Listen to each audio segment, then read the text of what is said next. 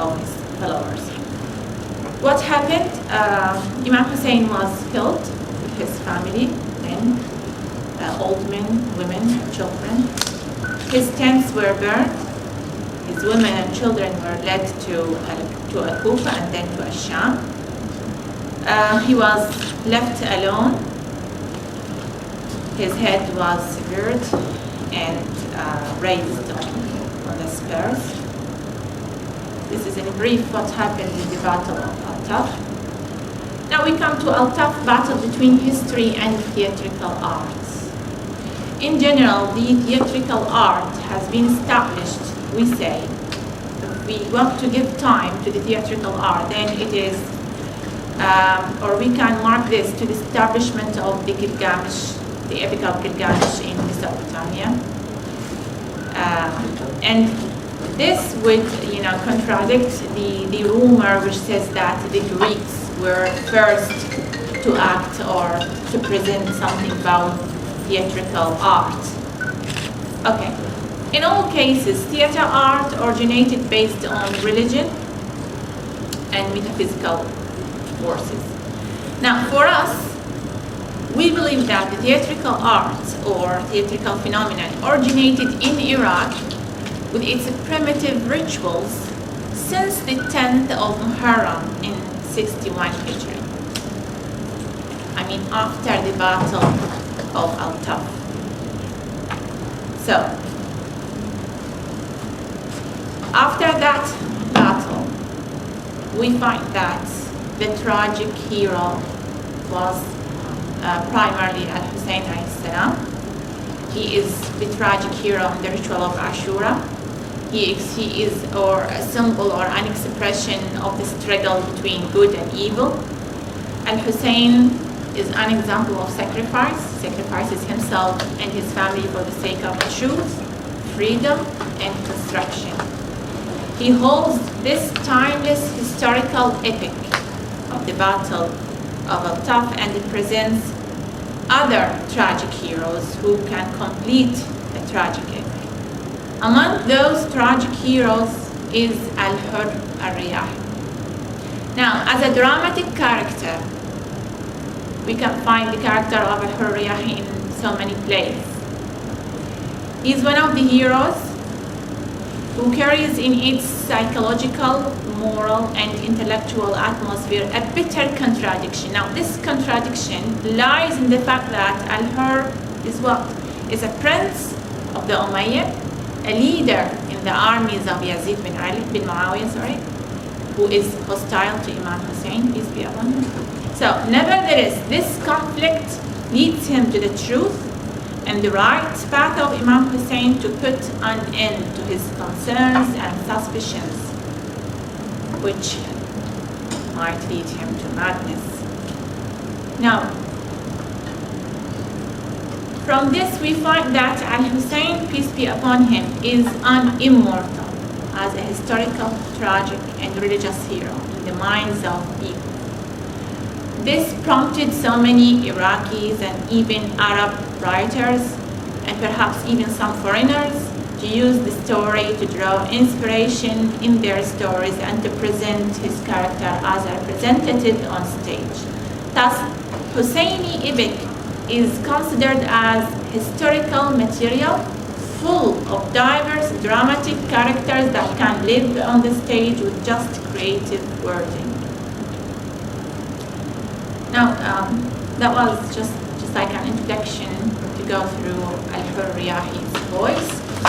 Again, this play is one act, poetic play with 7 scenes, and is written by the poet and playwright Rudha al-Khafaji in 2007. Now, mainly it takes the voice of Al-Hur as a base for poetic dialogues, and this character of Al-Hur is characterized by its developing movement and emotions during the event. So it is a developing character, a rock character. In addition, there is a psychological conflict within this character. This is, of course, a characteristic of the integrated dramatic work. Now, if we look to the following speech, Al-Hur says, is it sanity? Is it sane to believe that Abu Abdullah comes to fight Yazid army with but so few? He is Ali's son, coming with his entire family. Must have another reason, but not of war. A man just like Abu Abdullah fathoms what Yazid is to do, perceiving how he thinks and also knows lines of life. Now, the research is about the awareness in the character of Al-Hurriyah. This is the way that he started analyzing the situation when he comes to find Imam Hussein with his family and few followers. On the other side, to have army of hundreds of soldiers. So he started thinking with himself, asking, is it sanity? Is it sane? So here we find Al-Hur used his mind in explaining things, as in, if Al-Hussein was coming to battle with the army of Yazid, why did he bring a few and only 70 individuals, and also bring with them women and children? So logically, this is wrong, right? No one comes to war bringing with him his family. Okay, so Al-Hur concludes that Al-Hussein did not come to fight, but to talk peacefully. Here we observe how Al-Hur's thought is so broad and logical, which leads him to see clearly the truth behind the attendance of Al-Hussein, peace be upon him. Indeed, this concept is clear and adequate when one looks at things logically. It is that awareness which awakened Al-Hur. In another speech of Al-Hur, now you are but forlorn and alone, for tomorrow will be, what will you do? Again, he's questioning himself. Is it sanity hurt children, old men and women? Is he not cognizant of war exemetics? Abu Abdullah embarrassing me. Okay? Many an inquiry is to pose. At the moment I do adjure God, never to be entitled with everlasting humility. Look at this. Never deny Umayyah's convenience of life. He is the leader of Umayyah, right? So he never denied Umayyah's convenience of life, but never tangled myself into something grounding me of nights, justice and altruism. In time I am but the free. So again, he is now raising one of the important issues in war, which is the issue of being a knight. And being a knight, he should behave like a knight. No one who is a knight would accept to fight or to indulge himself in a war without paying attention to the idea of justice. So, Al-Hur assures that justice is a main feature of knighthood. He admits that he cannot violate such features and ethics like courage, prowess, honoring gifts, pitying old men and children. He's always questioning himself. Old men, children, women, how can I fight such people? Helping others and sacrificing life for the sake of truth. So he is raising the issue that, what I want to say is that he started thinking of the idea that how come Imam Hussein would start a war or a battle against Yazid, bringing with him children, women. Then he is thinking that it is not fair to start a war against those people. Then he is also thinking more that being a knight is not, would not, allow him to start such a war against very few followers of Imam Hussein. Another conversation between a voice and Al-Hur. As if there is a voice. Now the play is called Al-Hurriyah, his voice. Okay, but in the play we have a voice as a character and Al-Hur as a character. So the voice says that a man is wherever his thoughts desire. Again, the idea of thoughts of mind. heaving the anchor and sailing with them, indulging in every moment. They dovetail themselves with him, he dovetails himself with them. So no frontier between reality and dreams. It is of essentiality to know how to live with your thoughts, how to germinate them in the heart of people, to be everlasting whole. Al-Hur at amazement, he says, you have said eternity. Whoever never desires eternity, it is never gained but by a deed that is never obliterated, a deed that heaves man into view, creative deed. So, again, we have another issue. Here the playwright focuses on human thoughts and ideas. If man wishes to be eternal in heaven, he should be asked about everything he has done in life, right? Now, good deeds cannot be achieved without good thinking.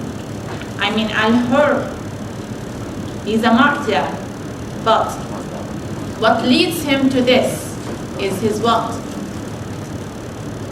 His thinking. He used his mind.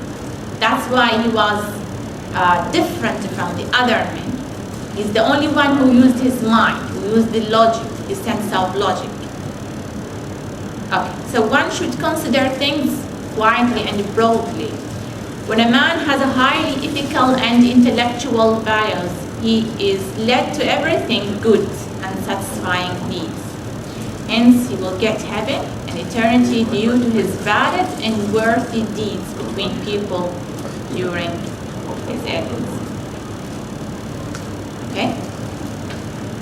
So, I want to be brief. I reached the conclusion. Okay. Yes, okay. One of the important notes was in this research is the difference between reality and the play is that what actually happens cannot be reserved, or reversed. I mean, this is in reality, while in the play it is possible to start over from the beginning, because the play is a simulation of reality.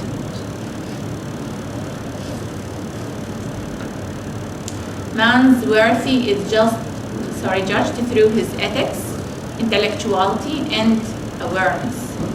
His good deeds, good thoughts, and worthy life leads man to eternity, to heaven. Okay, and following the right path and sacrificing self for the sake of truth is better than going astray and losing life and afterlife. Finally, we find that Al-Hur has been free. He is called Al-Hur, and he has been free in every sense of the word. So, it is the sense of awareness that makes Al-Hur different from others. He's the only leader who can look at the truth by his mind, his heart, and his eyes. From the beginning, he refused, or he put the question in his mind. Al-Hussein, the grandson of Prophet Muhammad, comes to battle Yazid. He comes for something great, not for battle. So, and since he is the grandson of Prophet Muhammad, this is enough to assure that the path of Al-Hussein is the right path and the others are wrong. Thank you. Thank you, Mrs. Min. Thanks a lot. Actually, your topic goes in line with those that are mentioned in our mission, vision, and goals. You can find in one of our papers, which is I can see all of them mentioned here. Number one, for example, Imam Hussein is a paragon to all those who can reason. Ashura is an inspiration to all those who can sense. Al-Taf is the battle of humanity to all those who can feel. And you have mentioned an example for all these things who was Al-Hur al-Yahid. Yeah, thanks a lot. Yeah. Please, our dear audience, if you have any comment or question. Yes, Mr. Majid? There is a comment on this character. Yeah. We know that after going to the right direction, Al-Hur said that I heard a prophecy. Said, Ya Hur, Ubshir bil Jannah. So this prophecy, I think, was the good way to take this man because of there is something good inside him. So God wants to direct this man because of this good inside him and take him to the right path. I think because of this, Al-Hur started to think about everything happened during that battle. Thank you. Yes, thank you. Yes, that was, yeah, that was right, but you think all the other people were not good? Shimmer was one of the best people, right? But what happened to him? He was blinded due to things like money and the things that Yazid and Omar promised him. But Al-Hur was distinct in that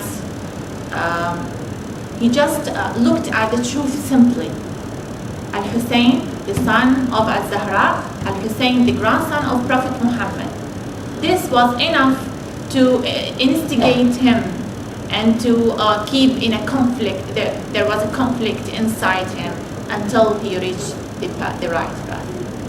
Again, we are going to go back to إنك لا تهدي من أحببت ولكن الله يهدي من يشاء. Yes. Because of this prophecy, I think Al-Hur starts thinking about everything happened there in that.